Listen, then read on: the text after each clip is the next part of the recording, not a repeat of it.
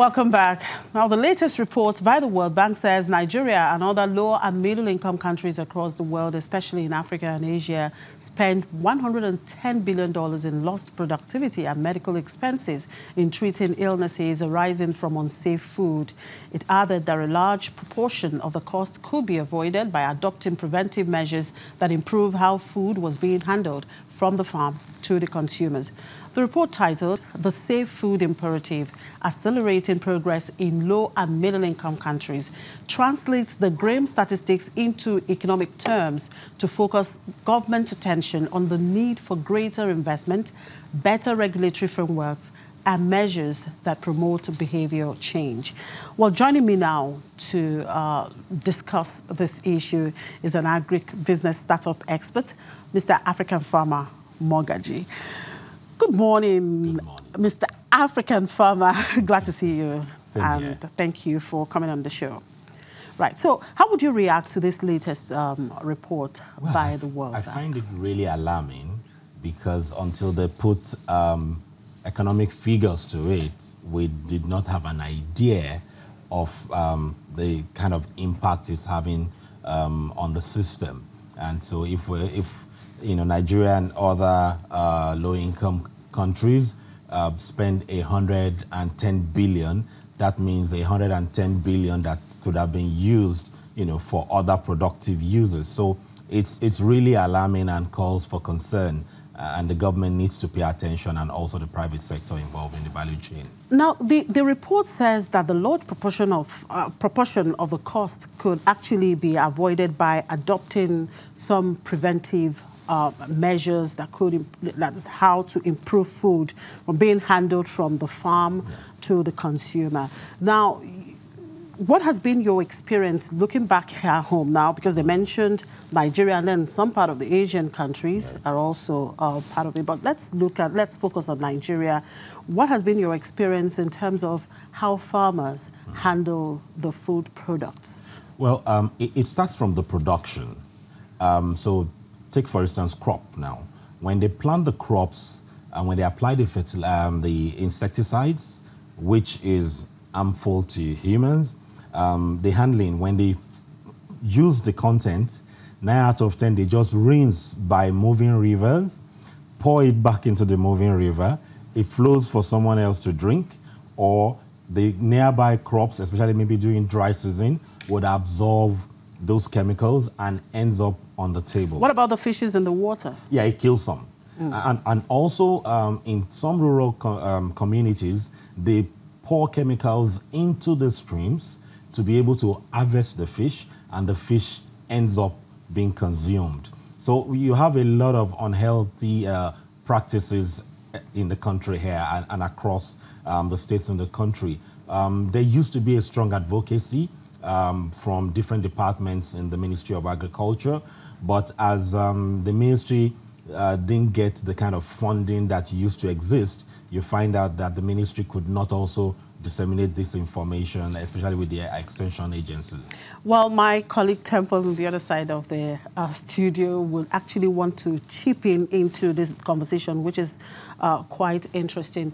Temple, you have been listening to Mr. African Farmer on this issue of food-borne diseases. What do you have to say to him?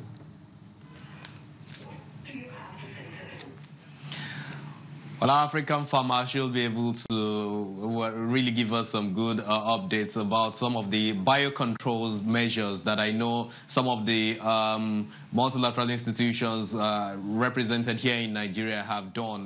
The Institute of International Tropical Agriculture and the International Institute of Tropical Agriculture specifically has, of course, been able to put some of these measures in place. I believe you know about AFLASAFE for maize, where you cut down on aflatoxins and a couple of other things.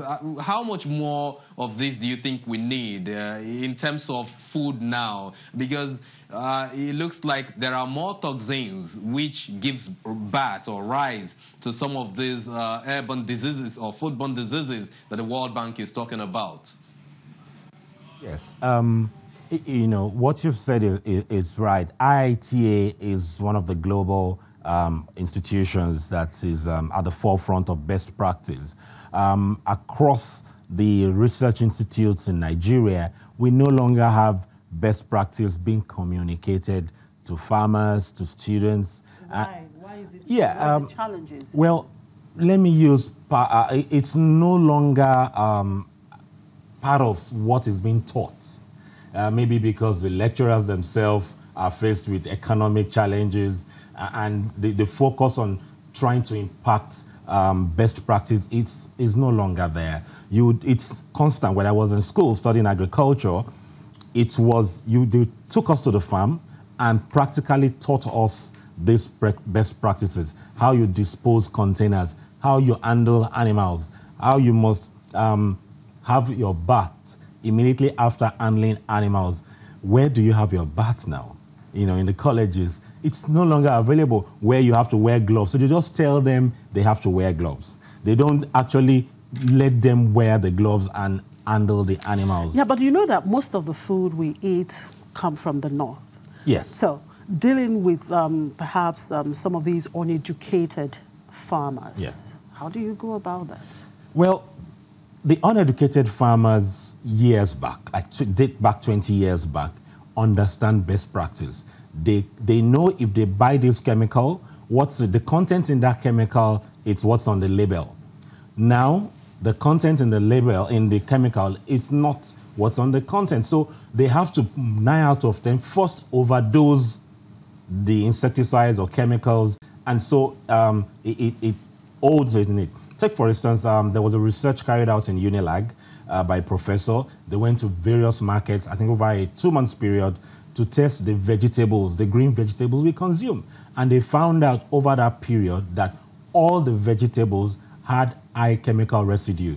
And this, when you consume it, now we're talking about farmers, but when the urban people consume it, you have food poisoning, you don't go to work. These are the people that constitute part of that loss. Yeah. So it's a value chain that we need to pay attention to. Now, that takes us to the statement from the Senior Director of the Food and Agriculture Global Practice of the World Bank, says that food safety receives relatively little policy attention and is under-resourced. Action is normally reactive to major foodborne disease, outbreaks or trade interruptions rather than preventive. Would you say that is the case here? That is the case here. Wow. Take, for instance, armyworm. About 2 years ago, we had armyworm infestation in about 12 states in the nation. Now, we had a reactive approach of killing the armyworms so that the farmers can earn income. But no preventive. Beyond that, they know that when there's a disease outbreak or pest outbreak, what farmers will do is to try all sorts of chemicals to protect their source of income. So around here, not only in Nigeria, Africa generally, and also the West African corridor that I work in, now you find out that there is a lot of attention to food security, food availability, access to food, but not access to the quality of that food. And that is where you have this. So government, private sector also. It's alarming when you go to a series of farms, there are no toilets, restrooms on the farm. So you find the farm hands, go to a corner on the farm, do the thing, and come back, maybe just use a leaf to wash the hand, and continue to harvest the tomatoes or the vegetables, and it ends up in somebody's table. Whereas when we did a study in Colorado in the US, you need to see well-placed restrooms, they wash their hands. It's a process, and that process is what we can do. And especially it's the private sector now, not the government, because once the private sector begins these things, other farmers come to learn from them. Well, I guess Temple would have something to say. Temple? Yeah, I know the private sector is basically the ones in charge of farming, not necessarily the government. But when we start to draw the collaboration between policymakers and this private sector, so we can see through the possibility of giving up on this whole foodborne diseases. Because again, the report says it's time for us to start putting measures in place in the area of food handling from farm to fork. The private sector plays a lot of role, and we need more advocacy groups in the agric value chain. You know, we have advocacy groups in girl child and co, but we are not having those advocacy groups even where the private sector players can have access to this information. So with this report, I will expect that the Ministry of Agriculture will put together documents that people can download on their website to actually know the best practices involved. So advocacy groups, the Ministry of Agriculture, because best practice mostly in Europe, US, is not necessarily best practice here. No, but aside from the advocacy practice, that's the only preventive measure. How would they be able to talk to some of these people from the north that transport this food items to us? It's proven. The farmers, the transporters, most of the people involved in the value chain listen to radio. And radio has been very effective, and also the middle upper class listen to television. So those are very crucial ways in disseminating the information. Yes, before we had cooperatives regularly meeting, you know, but we don't have that again. But radio or those trade associations coming to them, putting levies and ensuring that they comply. Take, for instance, Lagos State. At some point in time, you will see meat being moved in rickety vehicles and later into the refrigerated trucks. But many times when you see those refrigerated trucks are no longer refrigerated, you see blood dripping.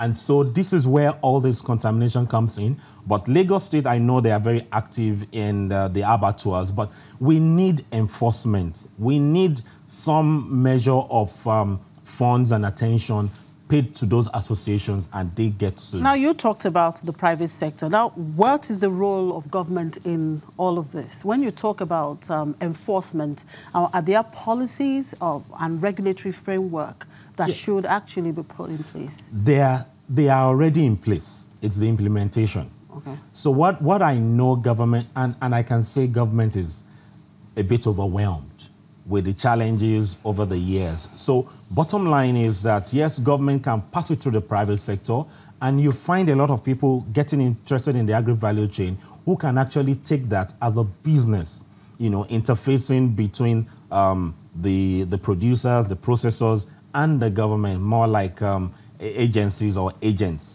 All right. Maybe, Temple, just a quick one. You have any question for Mr. African Farmer just before we call off this session? So this should be bringing about a convergence between the doctors representing the medicine sector and, of course, farmers. Do you think we can also do that in Nigeria?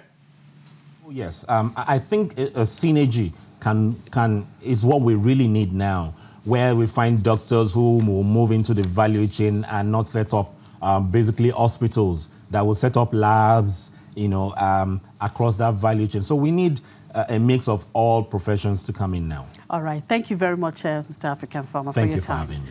All right. I've been speaking with African Farmer Mogaji, agric business startup expert.